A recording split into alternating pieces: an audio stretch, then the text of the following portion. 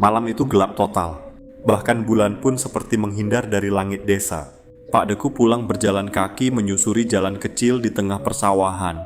Zaman itu belum ada listrik, belum ada motor, hanya suara angin, gemerisik padi, dan langkah kaki sendiri yang terdengar di tengah sunyi. Orang-orang kampung sering bilang, tempat itu dulu dipakai untuk membuang mayat sejak zaman penjajahan. Tapi malam itu Pak Deku tidak terlalu memikirkannya, sampai langkah kakinya mulai terasa aneh. Setiap dia melangkah, terdengar satu langkah lain di belakangnya. Bukan gema, bukan bayangan, tapi seperti ada sesuatu yang mengikuti dari gelap. Pak Deku mulai gelisah, namun tetap berjalan cepat. Suara langkah itu semakin dekat. Dengan napas gemetar, ia memberanikan diri menoleh ke belakang, dan malam itu menjadi mimpi buruk yang tak pernah ia lupakan seumur hidup.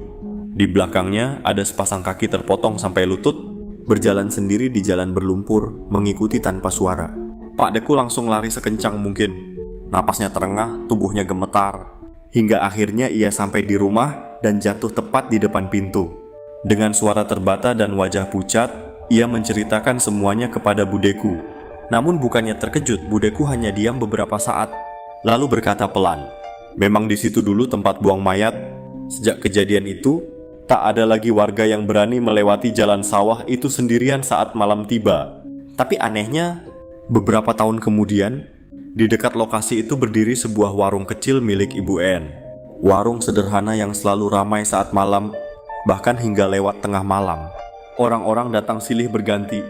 Ada yang tertawa, ada yang makan dengan kepala tertunduk diam. Namun warga sekitar mulai sadar, beberapa pelanggan di warung itu tidak pernah terlihat datang dan tidak pernah terlihat pulang. Konon katanya Ibu En sengaja membangun warung itu di dekat tempat pembuangan mayat lama, karena ada penunggu yang membuat dagangannya selalu laris. Dan yang paling menyeramkan, setiap malam Jumat, Ibu En selalu menaruh satu piring makanan di belakang warung, tepat menghadap jalan sawah gelap tempat Pak Deku dulu melihat kaki berjalan itu. Tak ada siapa-siapa di sana. Namun suara kunyahan selalu terdengar pelan dari kegelapan. Kadang tempat paling ramai di malam hari justru menyimpan penghuni yang bukan manusia. Jangan pernah duduk terlalu lama di warung Ibu En saat tengah malam. Karena bisa jadi ada pelanggan yang duduk di sampingmu tanpa wajah. Orang kampung percaya, siapapun yang melihat pengunjung terakhir di warung itu akan terus dihantui langkah kaki sampai akhir hidupnya. Berani dengar kisah lengkapnya sampai akhir? Pastikan lampu rumahmu menyala. Karena setelah cerita ini selesai, suara langkah itu mungkin mulai terdengar dari belakangmu.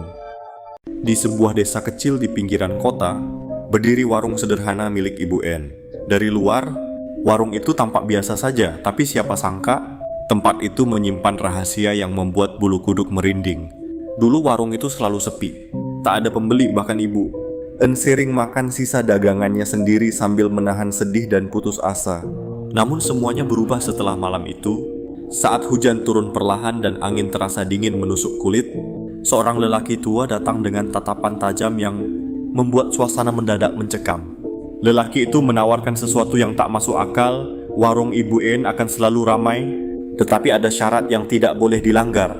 Setiap malam Jumat harus ada satu porsi makanan khusus yang disiapkan, bukan untuk manusia. Sejak malam itu, warung Ibu En mendadak penuh pengunjung. Orang-orang berdatangan tanpa henti. Tapi semakin ramai warung itu, semakin banyak keanehan yang mulai terlihat.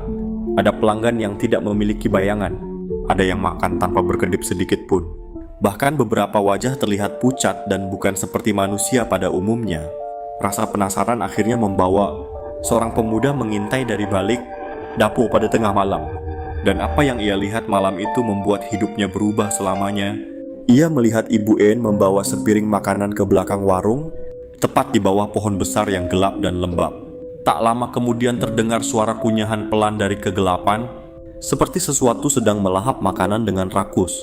Sejak kejadian itu, tidak ada lagi warga yang berani datang ke warung saat tengah malam, karena mereka percaya yang makan di sana mungkin bukan manusia. Ada tempat yang terlihat ramai dan penuh tawa, padahal di baliknya tersimpan perjanjian yang tak pernah boleh diketahui manusia. Jangan pernah percaya pada tempat yang terlalu ramai di tengah malam, karena bisa jadi bukan manusia yang memenuhi kursi-kursinya. Kadang yang paling menyeramkan bukan suara dari kegelapan, tapi senyuman orang yang menyimpan rahasia di balik matanya. Jika suatu malam kamu melewati warung ibu dan mendengar suara sendok beradu sendiri, jangan pernah menoleh ke belakang.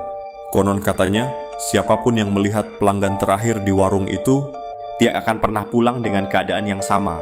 Saksikan sampai akhir, karena rahasia paling menyeramkan baru dimulai ketika lampu warung mulai padam satu persatu.